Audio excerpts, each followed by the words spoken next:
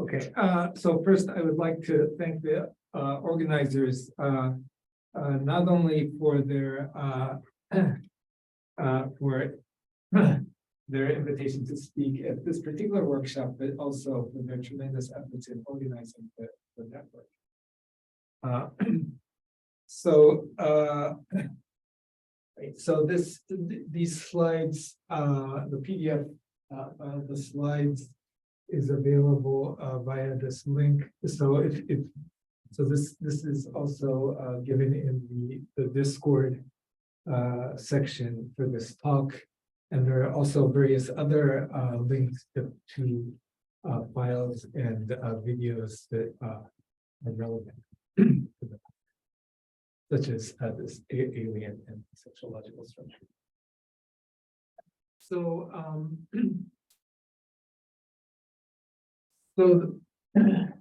in this talk, I would like to give an overview of various aspects of IUT, interuniversal type method. And especially, so that in some sense, the main goal is to discuss the essential mechanism that underlies the theory and that relates anabelian geometry to diophantine geometry and analytic number theory. And so one sort of guiding theme or principle that appears throughout the talk is this famous quote of Poincaré to the effect that mathematics is the art of doing the same name to different things. And so when I first saw this quote, it didn't really strike me as being so interesting. But the more I thought about it, the more I realized that this quote is in fact very closely related to so many aspects of IUT. So I'm an expert on the history, but apparently this quote was originally motivated by mathematical observations on the part of Poincaré concerning certain remarkable similarities between transformation groups, symmetries of modular functions, such as theta functions on the one hand, and symmetry groups of the hyperbolic geometry of the upper half plane, all of which are closely related to IUT. So, right, so there are at least three ways in which this quote is related to IUT. One is what I just discussed, this original motivation of Poincaré. Another is the key, the central IUT notions of choricity and multivariality, which will be briefly discussed in sections 2 and 3.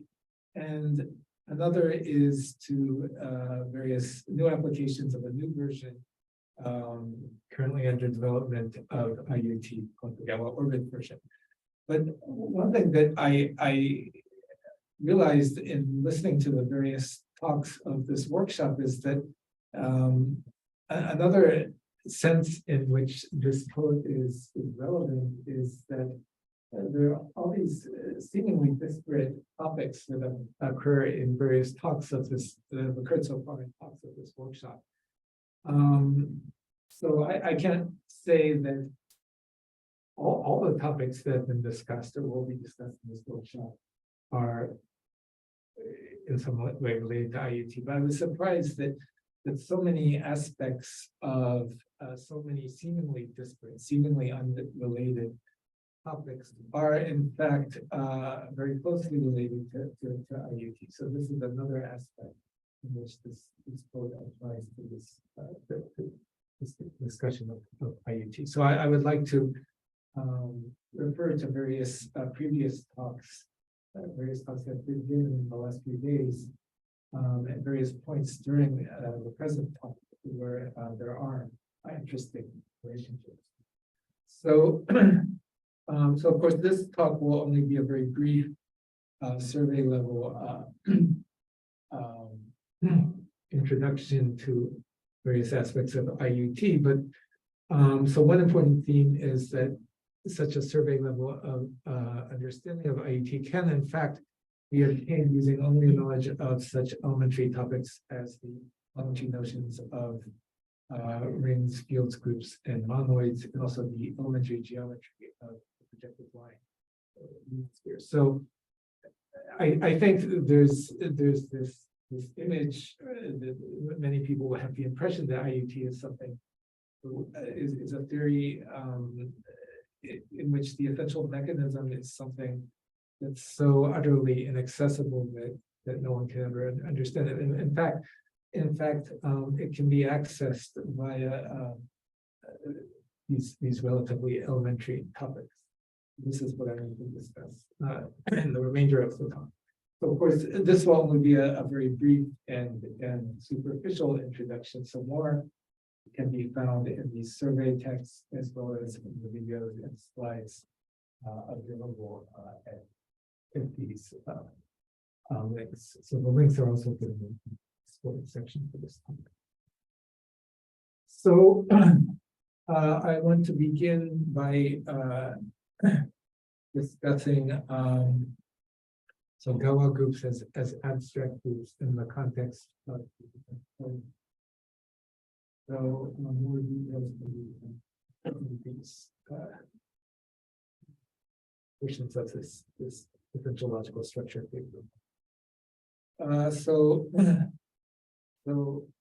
the situation is very elementary. So let R be an integral domain, such as the ring of rational integers, equipped with the action of a group. In the case of the ring of rational integers, that action will be trivial, but of course many other integral domains that can be considered, and an integer greater than or equal to 2. And so for simplicity, we assume that n is the element of R corresponding to n is non-zero, and that n has no non-trivial nth roots cumulative. So that these are this in particular, this assumption is an essential, but just to simplify the discussion. So we use this notation for the multiplicative monoid of non-zero elements of R. And so then we observe that the nth power map on this triangle determines the isomorphism of multiplicative monoids of actions by G. So this is just raising the power. Yeah, power. So this is an injection for safety. Assume that R has no non-trivial nth roots of unity, but again, this is in fact essential. So the main initial observation is that this isomorphism of multiplicative monoids does not arise from a ring homology. Clearly not in addition. So we're not in characteristic P, or for some P that depends on them. So next, we consider two distinct copies of this integral domain R, but with respective actions by two distinct copies of this group G. So we'll label the two distinct copies by this notation of dagger and double dagger. So we will use similar notation for objects with these labels to the previous label.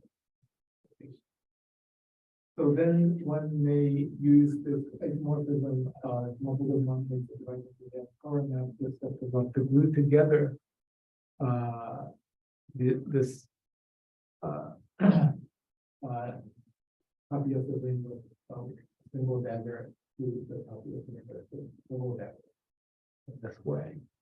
So we glue along the multiple monoid isomorphism. And so the first point is, it seems very, at first glance, perhaps seems very silly or trivial or uninteresting, but in fact, this is really central to the entire theory. So this gluing is compatible with the respective actions of these two copies of G relative to the isomorphism given by forgetting the label.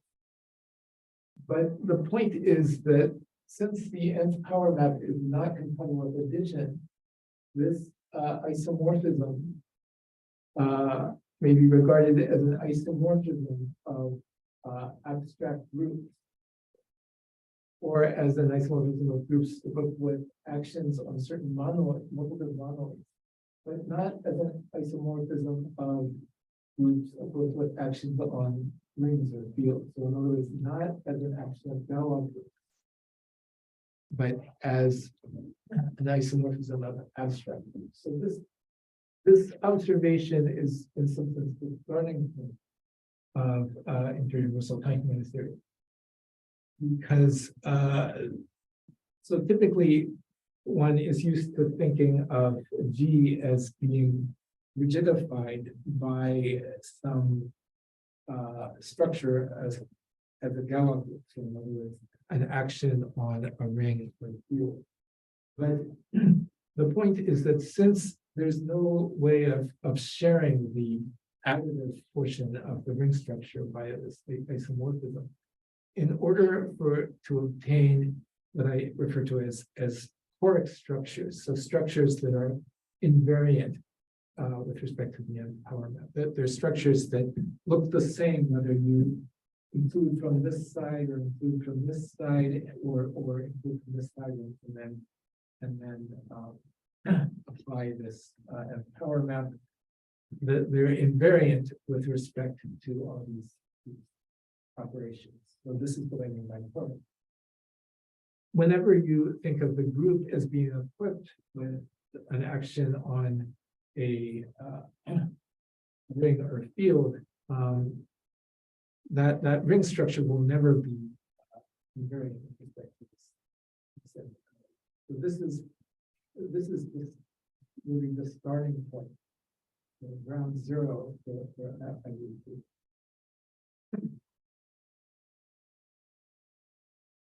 So in this kind of situation, one considers the problem of describing certain portions of the ring structure of the copy of R on the left-hand side, the single decorative copy, in terms of the structure of the R on the right.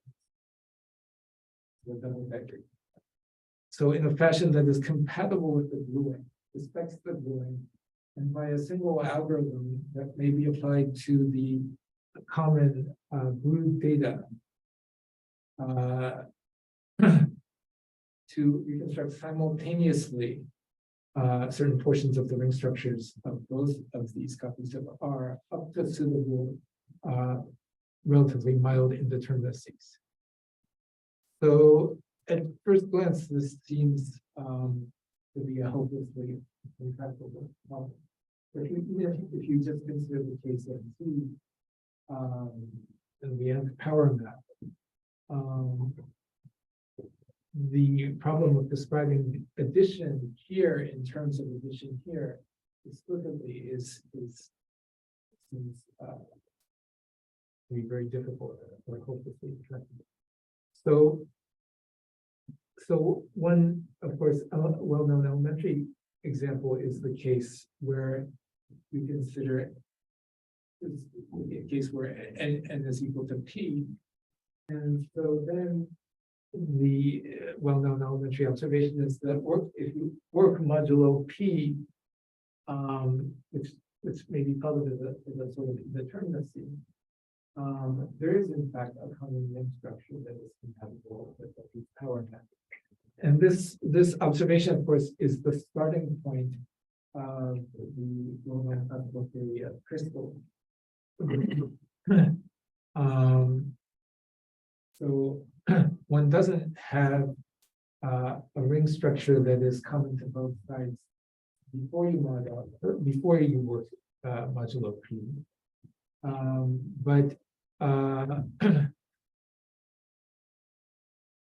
modulo p, one has a common ring structure, and then one can reconstruct. So the crystals are special objects that allow you to reconstruct some non-mod p object on this side in terms of the non-monotone structures on this side in a way that is compatible with Galois. And so this is a highly non-trivial kind of situation. So it's this kind of situation that we want to consider. So the point is that what one has in common is the multiplicative structure and also these actions of this Galois of this group, which has to be considered not as a Galois group but as an abstract group. So one has sort of limited data, and one wants to be able to see to what extent one can reconstruct the structures so one wants to approximate the situation where raising to the nth power is literally a Riemann homomorphism. So so another analogy that one can think of is this kind of situation where so here we are sitting in this room, and then there are people in France, in Paris, sitting in that room, and we're not literally, we can't literally see and hear and smell each other, but we are connected by this limited data, which is in fact a collection of zeros and ones. But the zeros and ones can be, so this is where the non-trivial technology comes in. The zeros and ones, if they're processed and arranged in a suitable way, actually allow us to feel that we're almost in the same room together, at least to a certain extent with respect to with respect to moving images and sound, but not with respect to smell, for instance. So this is the sort of situation that we want to think about. And so this is what is achieved in IUT, that one can reconstruct what's going on the other side of this power map up to certain indeterminacies which one wants to control, one wants to create a situation where they're relatively high. And so again, just like with the zeros and ones, interpreting them as a moving image or as sound, that requires a substantial amount of non-trivial technology, and that's what IUT is about. And so the end result is the multi-regional algorithm for the data pilot, which is achieved via anabelian geometry and with the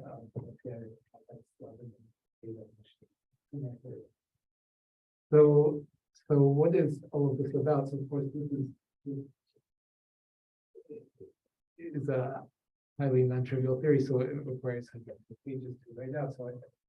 But the point is that this situation already gives us a glimpse of why anabelian geometry is relevant. Because again, the point is that one has to think of Galois groups not as Galois groups, not as groups of different actions in the regular field, but as abstract. And that's precisely the starting point of anabelian geometry. One wants to be able to reconstruct the ring structures from these abstract groups. That's precisely what anabelian geometry is about. And so then, on the other hand, so there's a gap, of course, between the structures that we share and what the physical reality that exists on the other side. And so that gap is computed by using Kummer theory, which the Kummer theory allows one to pass from elements of rings to Kummer classes, which can be formulated in terms of the abstract groups. But then there are certain ambiguities or indeterminacies that occur in the process of doing that. And so these are the indeterminacies that occur. So this is, and also when we use this data functions. So, right, so the key point is that one never violates the ruling. The multiple monoid and abstract group structures are common. And we develop this as a sort of logical end to both sides. So one never identifies the two sides. So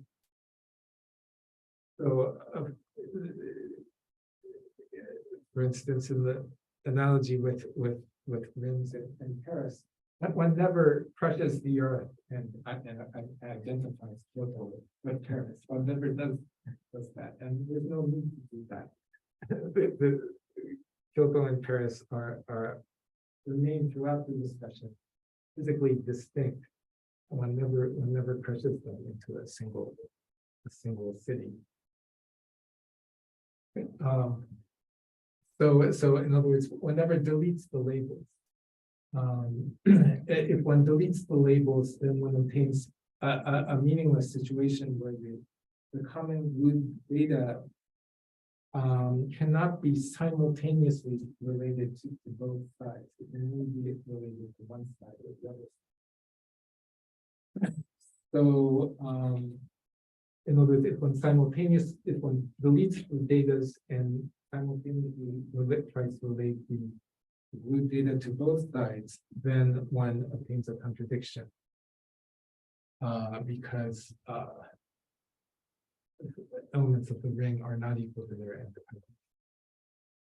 So, so the previous talk today was about heights of rational function. Of course, IUT is ultimately related to heights of rational. And in the case where R equals Z, or more generally integers of the number field, the multiplicative norm, so this relationship with the case of Z can one can consider the height. So roughly speaking, it's the logarithm of the usual absolute value of the non-zero element of C. And then the nth power map corresponds, after passing the height, precisely to multiplying heights, multiplying real numbers by n. And so this situation that one has, that one sets up, is a situation where heights on one side correspond to n times the height on the other side. And creating this sort of multi-radial algorithm means that up to certain indeterminacies, up to roughly speaking some sort of error term, one is creating a situation where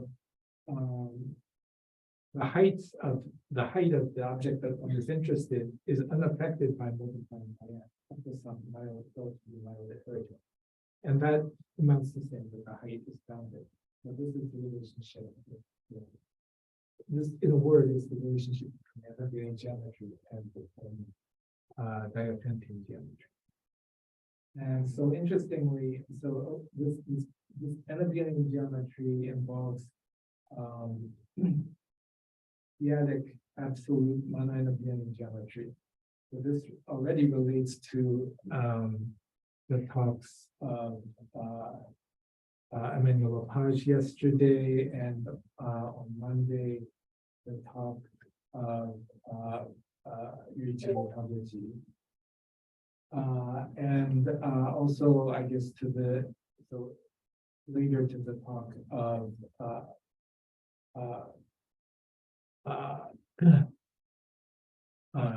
Seida Yasuda. And so there's also the talk of Tamagawa on the anabelian geometry. Those aspects of anabelian geometry are a little bit different from the anabelian geometry that appears here, but they will be more related to certain aspects that will appear later. So another interesting fact is that in some sense, this sort of situation is motivated by Falting's proof of the invariance of the height with respect to isogeny. And so this is the key step in the proof of the Tate conjecture for abelian varieties. And again, the point is that, so if you think about things in the right way for elliptic curves, this corresponds to sending the Q parameter to its nth power. And so that's a nice isogeny. And then in Folting's proof, one looks at the differential for compute heights by looking at the differential. And the point is that an isogeny by being a tau is such that the differentials are essentially isomorphic, close to being isomorphic. The relatively mild discrepancies as the line bubbles.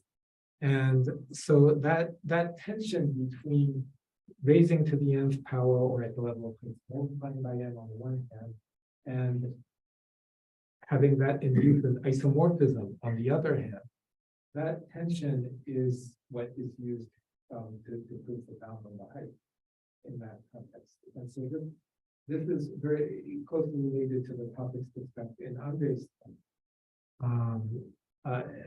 about the Tate conjecture and the relationship between these specific height quantities and the conjecture height quantities. So this is also an interesting relationship with previous topic.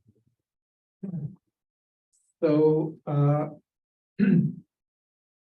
so at first glance, the situation that we considered in section 2 might strike some people as being very unfamiliar and strange, but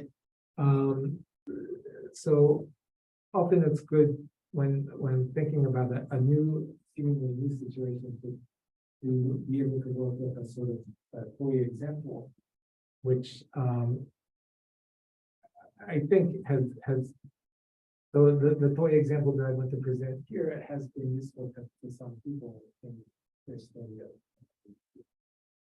So the toy example is the analogy with the projective Riemann sphere. So let K be a field, which in fact could be taken to be an arbitrary grid, and R a K algebra.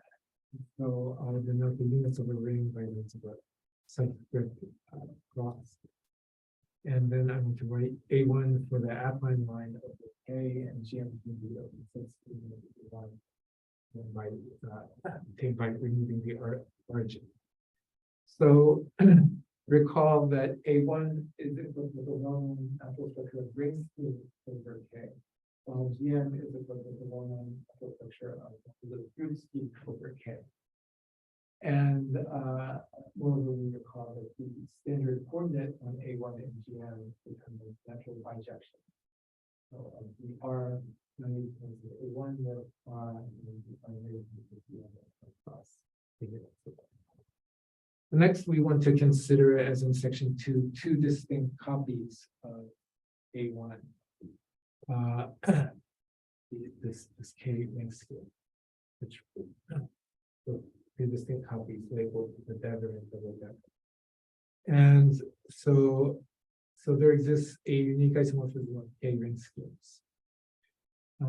Moreover, there exists a unique isomorphism of K group schemes that sends this T on one side to T inverse on the other side. So this inverse map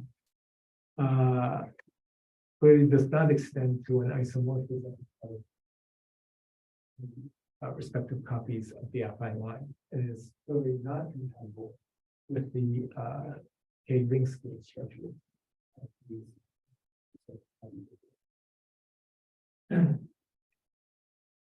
So,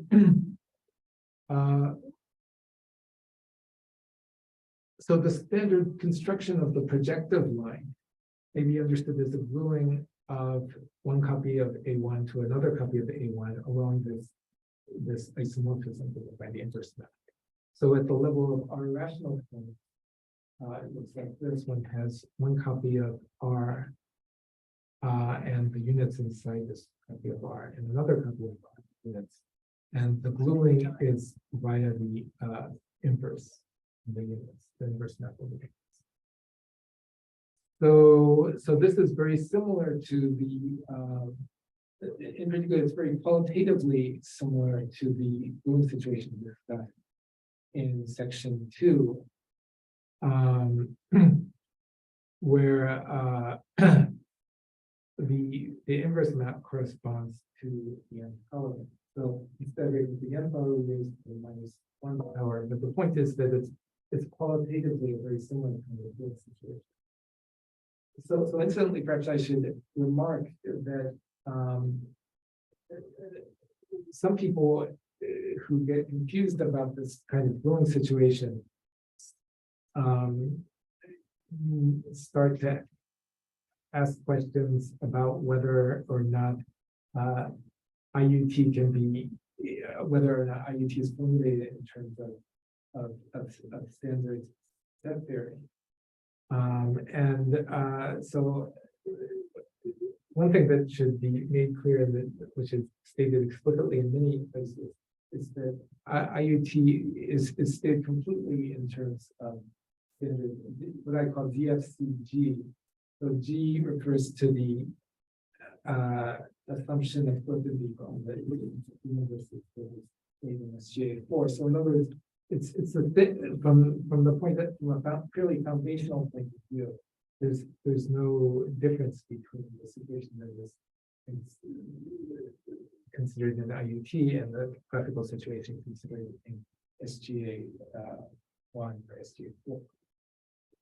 So anyway, relative to this gluing, so we observe that there's a single rational function on the copy of GN that appears in the gluing that is simultaneously equal to the rational function P on one copy of A1 and to the rational function P inverse, the other copy.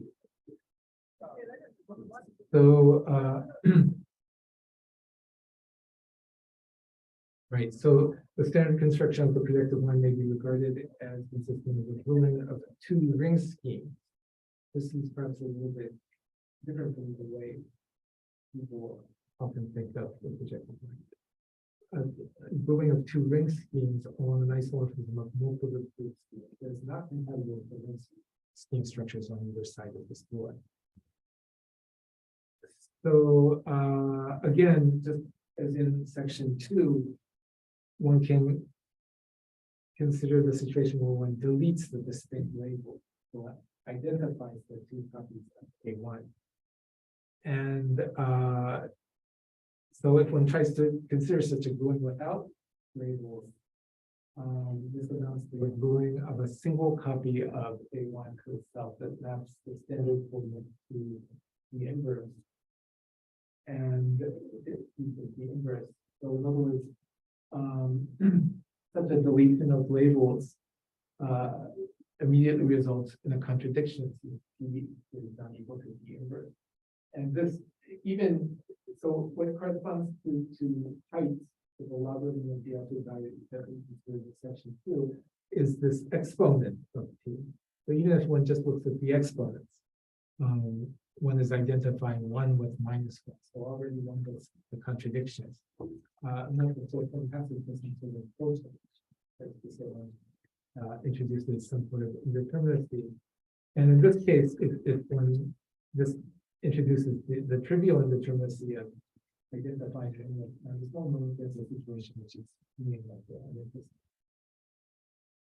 So this geometry of the projective line is even more interesting in some sense in the case of the complex number field. So where one may think of the projective line as the Riemann sphere with the Rubini-Studi metric, and of the gluing under consideration as the gluing along the equator of the northern hemisphere to the southern hemisphere. So there's this illustration. And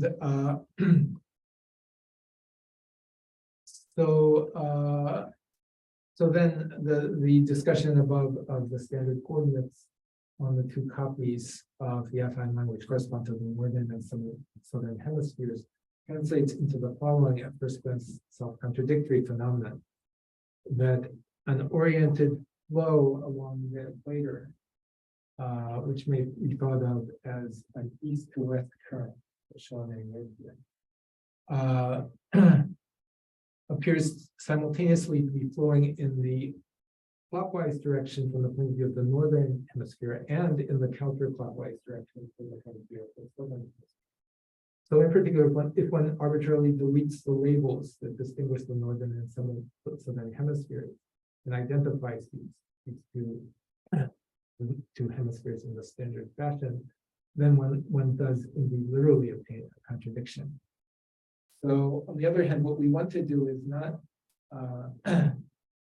perform such, so not to delete the labels, but rather to relate the southern hemisphere to the northern hemisphere by applying the metric or geodesic geometry of S2 of the sphere by considering the geodesic flow along great circles or lines of longitude shown in this illustration to represent up to a mild distortion the entirety of the sphere, including the southern hemisphere, as a sort of deformation or displacement.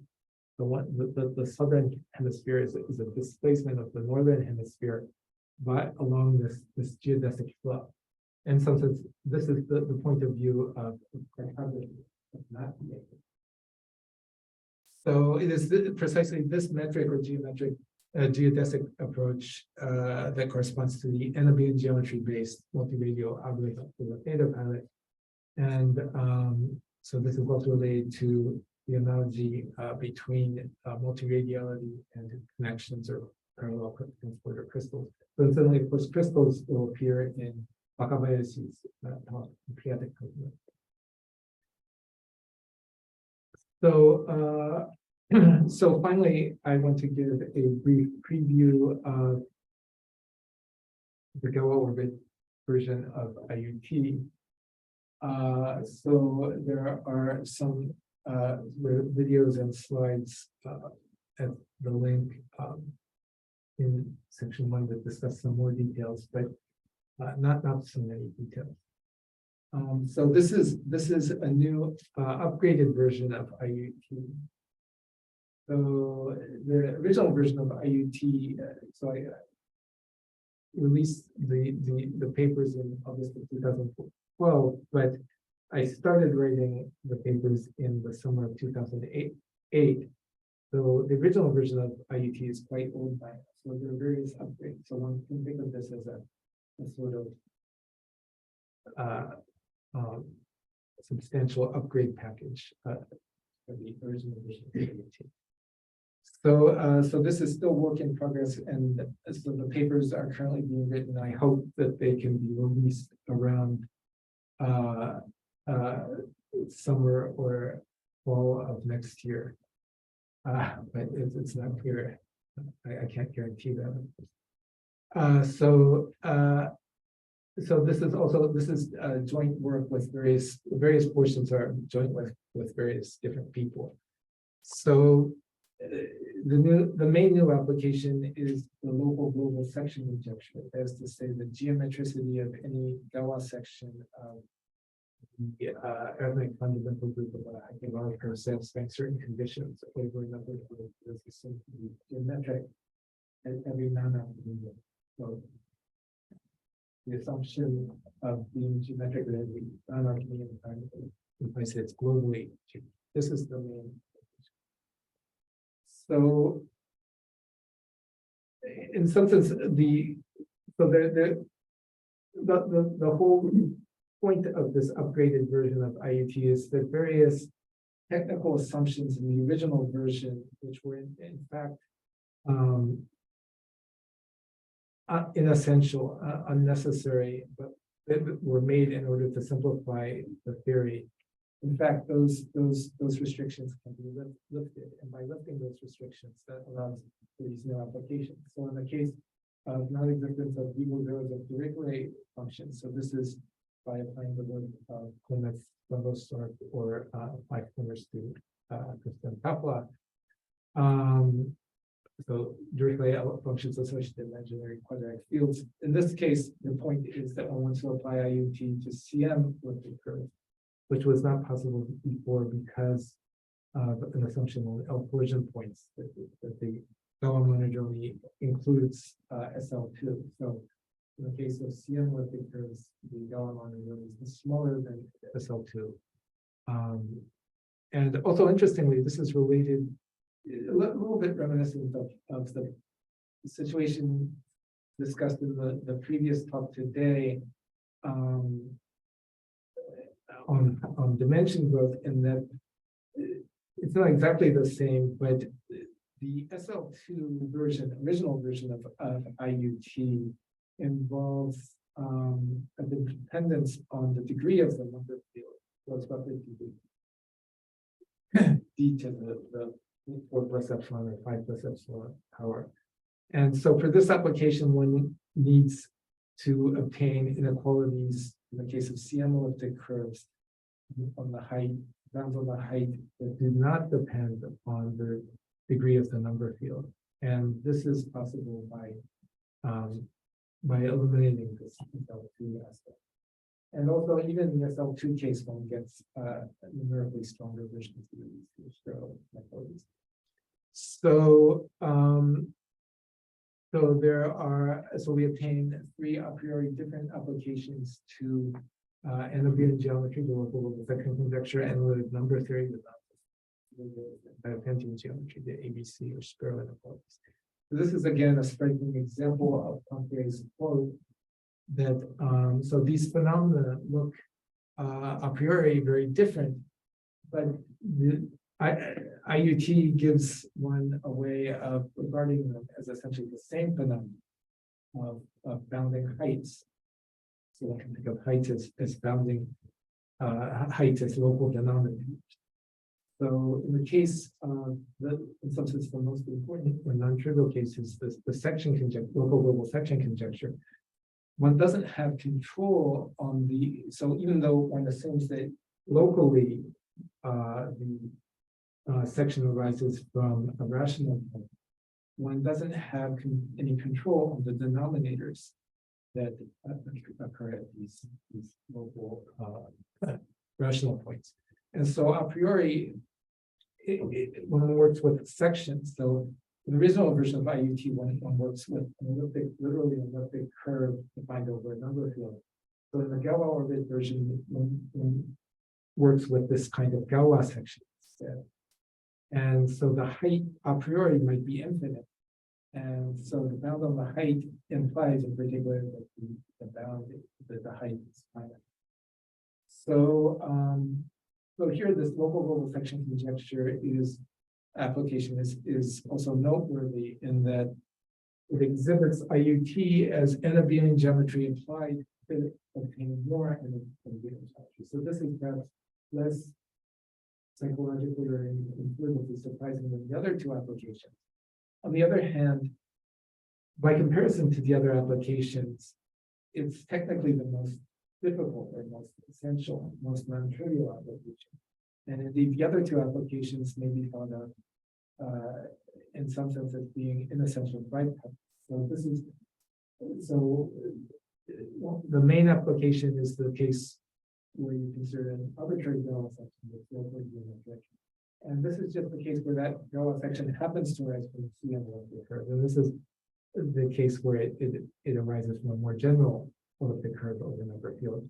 But that's in some sense a byproduct or a relatively small special case of this application.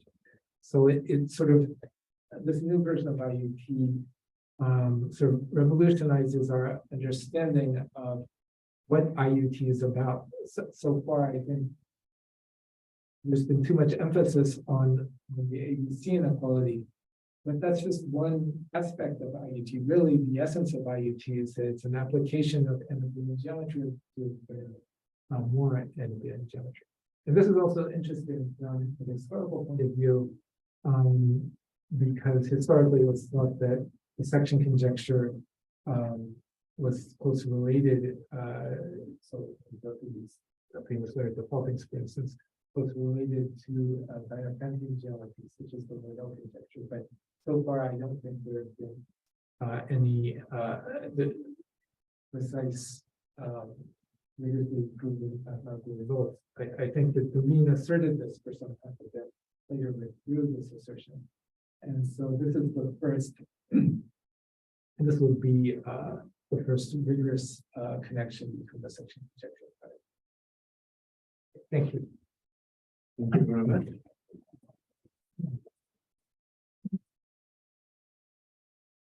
Thank you very much for this timely talk. Is there any question?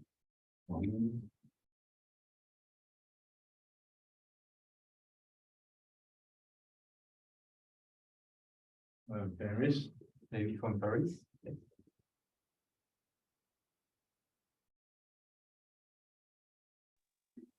So I have a question. Yeah. So in the application to L function, you assume that the L function are associated to quadratic number field. Yeah, yes. This hypothesis is related to CM elliptic curve. That's right, or why you have this assumption on the L function? The assumption that the number field is imaginary quadratic is by the assumption you're referring to the assumption of the imaginary quadratic number field. Is that correct?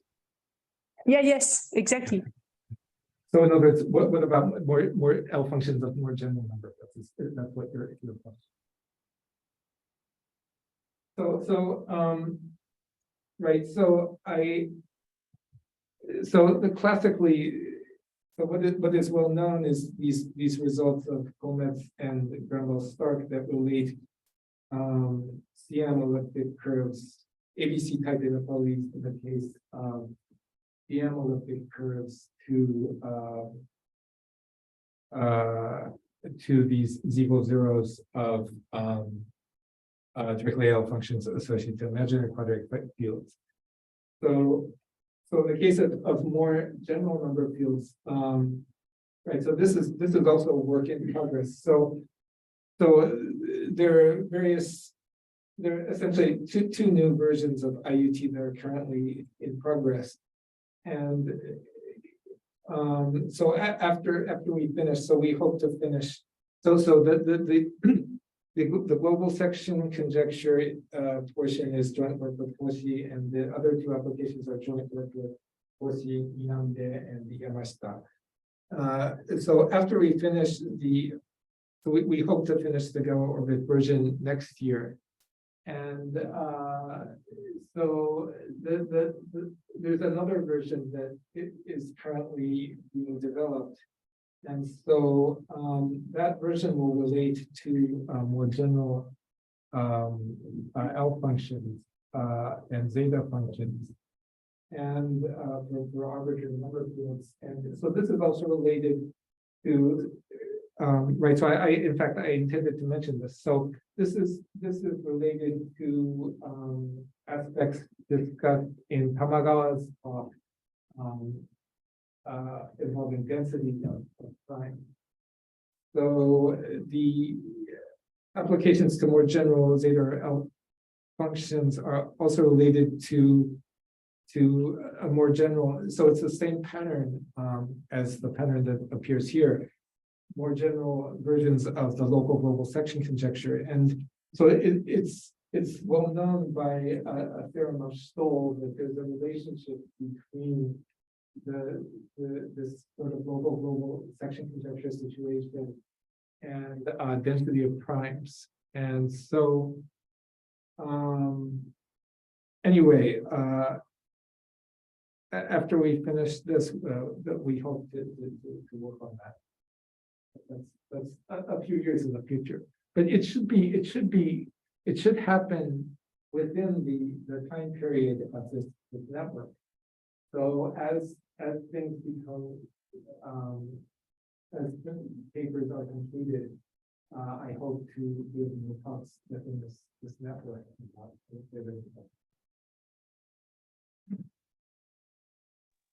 Thank you. More questions?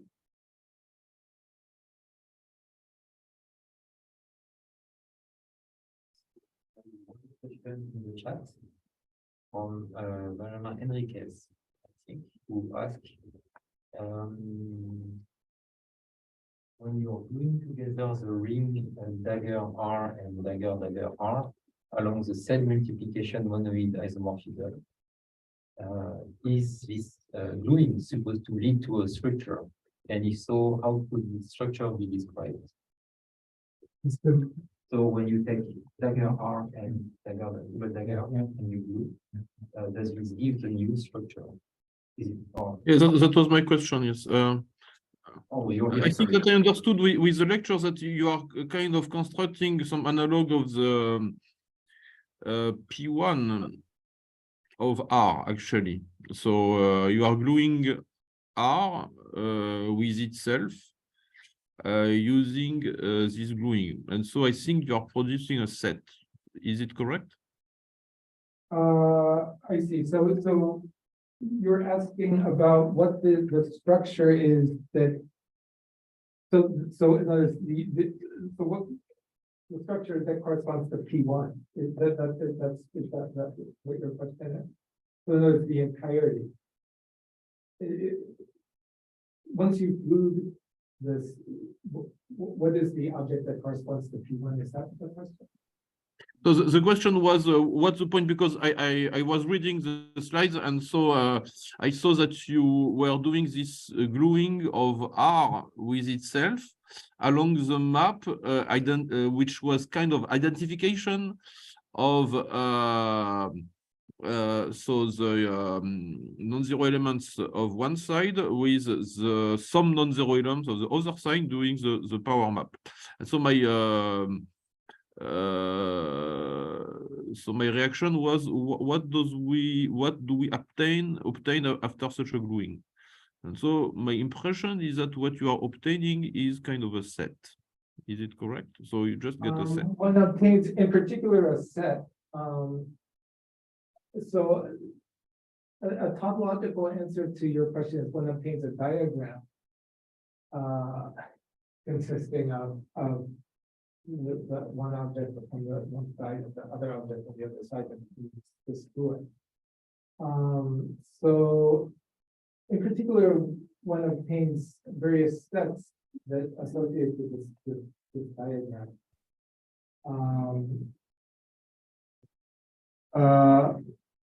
But the point, so this is another point that I actually was intending to make. So it's important always to specify the type of object that one is dealing with, because typically one only works with not with a specific set theoretic object, but an object of isomorphism. So in some sense, so this is briefly mentioned in section 2. It's sort of analogous to the SGA1 situation, or more classically speaking, to the notion of an algebraic closure. There's the algebraic closure is never a specific set. It's always defined up to isomorphism. There's no natural choice of a specific set that you can associate it with. So when one specifies the type of object, which is the algebraic closure, so it's important always to specify the type of object, and typically one only knows one only obtains, so these instructions give rise to various objects that are of a certain type, and they're only defined up to rigid isomorphism. So there are various sets that you can associate with these objects, but sort of the main way that one works is with diagrams of various types of objects that are well defined Mm-hmm. And so this is also important because when throughout the whole discussion, so this also appears in section 2, one wants to apply various anabelian reconstruction algorithms. And so already anabelian reconstruction algorithms appeared in various talks previously. one fundamental aspect of anabelian reconstruction algorithms is that even though one uses the word reconstruction, one doesn't actually, so in other words, if one starts, for instance, with a curve, and then one applies the fundamental group, and then one applies an anabelian reconstruction algorithm to reconstruct the curve. From a strictly set theoretic point of view, one never reconstructs precisely the same set. One reconstructs a curve, and there's a natural isomorphism, and typically that isomorphism is very vivid, and that there's some sort of indeterminacy. Oh, but it's, as I said, it's never precisely the same set. So one only reconstructs things up to isomorphism. So I'm not sure if this helps any in answering your question. So I was trying to read the slides very simple-mindedly. So that's why. So it was the first question. So but then I did not follow the rest. So thank you. So also, I guess another point that I intended to make actually was that another topic that has appeared in various talks, and I think will appear in other talks, is GP, devoted technology, and this is also related to what I've been discussing, because so this is, I think, something that is interesting. That so this portion, the application to the local in fact, for the first time uses certain results concerning GP in IUT. And so I think previously GP was not related to this sort of these sorts of diophantine geometry or analytic number theory aspects. But this also gives a new relationship.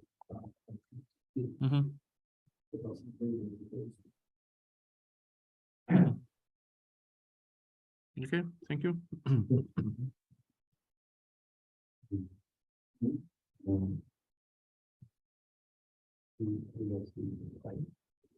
How much time do we have?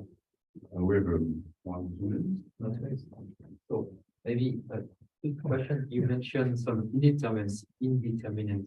Yeah. So for people who are tempted to read I and discover often in the text, so can you say a bit more? Where are they coming from?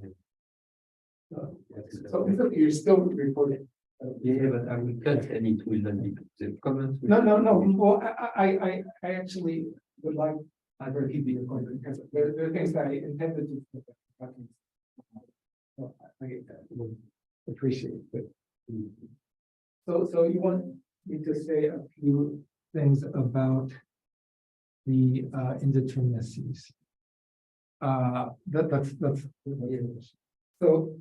so right. So there are various kinds of indeterminacies that occur, but in fact, the most important indeterminacy is what is called the M3 indeterminacy, which arises from the logarithm. And the reason we want to consider the logarithm is that so if you think of the situation where R is the ring of integers, a local field, or a p-adic local field, or ring of integers of algebraic closure of the field. In that sort of situation, so here we're reconstructing. So the common data that we have as the input data for the reconstruction is basically multiplicative monoids and multiplicative monoids and abstract groups. So, but we would also like to reconstruct the additive structure. And so at the local level, the logarithm allows one to pass from the multiplicative monoid of units to the aberrant structure of the local field. And so, on the other hand, one wants to sort of act as if one doesn't need to do this. So, in other words, one wants to consider invariance with respect to the logic. That is to say, one wants to consider objects that where you can't tell the difference between not doing anything and applying the logic. And that gives rise to, if you think about this, the way the p-adic algorithm works on units. So the p-adic algorithm on the p-adic local field. So it causes a very non-trivial transformation subtheoretically, but there's the important observation is that there's an upper bound if you apply the logarithm and then take the units.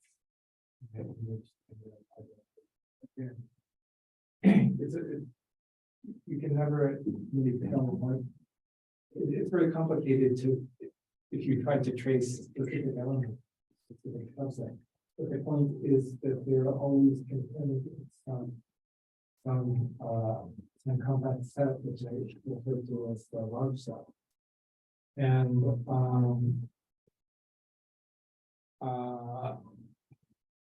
so this looking at this upper bound is precisely what gives rise to inequality. It's not it's a one direction inequality, and that arises from this upper bound that considering the logarithm. And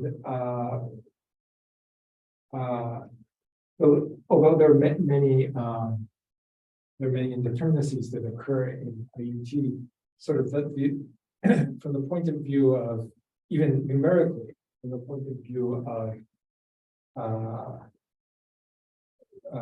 bounds on the height, the main contribution is from this M3 matrix.